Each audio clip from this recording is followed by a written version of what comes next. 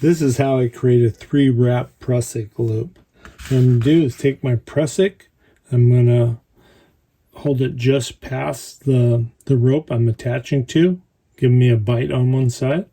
What I'll do is I'll pass my Prusik through, and what I want to do is wrap it 3 times. So I'll pass it through 1 time, a 2nd time, and then I'll come through a 3rd time, just like that.